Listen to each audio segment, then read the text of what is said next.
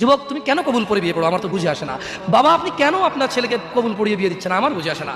ভাই আপনি কেন আপনার মেয়েকে কবুল পড়িয়ে বিয়ে দিচ্ছেন, আমার বুঝে আসে না। আপনার মেয়ে হলুদ কাপড় পরে, মাথার মধ্যে খোপা দেয়, 3 জনে এসে দুধ খাওয়ায়, 4 জনে কোলে নিয়ে নেয়, 6 জনে গান বাজায়, 10 জনে এসে হলুদ মাখে, শুধু বুঝি মৌলবি দিয়ে কবুল পড়ালে বুঝি মুসলিমের বিয়ে হয়। শুনুন, আপনার নবী মুহাম্মদুর রাসূলুল্লাহ সাল্লাল্লাহু আলাইহি ওয়াসাল্লাম কবুলের পদ্ধতি দিয়ে গেছেন, তাই কবুল পড়ায় মুসলমানের বিয়ে মনে করেন না।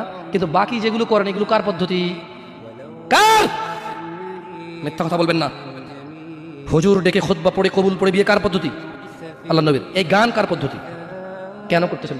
ওটা তো আপনার বিয়ের অংশ। বিয়ে না হলে তো বাজাতেন না।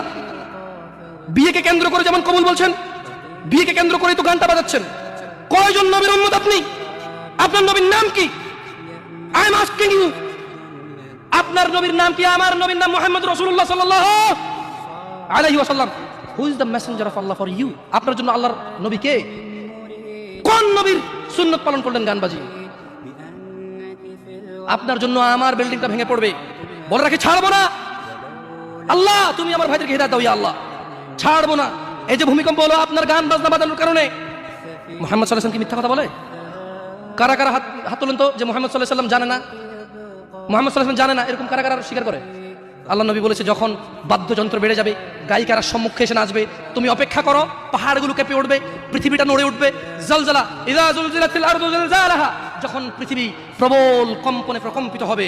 ওয়া আখরাজাতিল আরদু আসকালাহা, যখন এই মাটি তার ভিতরে যা আছে একদম লাথি মেরে বের করে দেবে, লাশ হোক আর যাই হোক, মাটি বলবে যে বের হও, বের হও আমার থেকে, বের হও, আমি তোর কাউকে রাখবো না।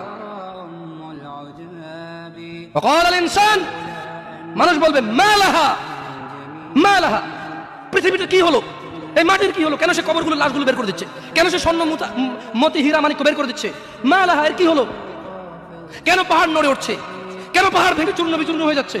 মানুষ বলবে মালাহা, পৃথিবীর কি হলো, বিআন্না রাব্বাকা আওহালাহা, পৃথিবী এটা করবে, বিআন্না রাব্বাক, কারণ তোমার প্রতিপালক আওহালাহা পৃথিবীকে আদেশ করেছে।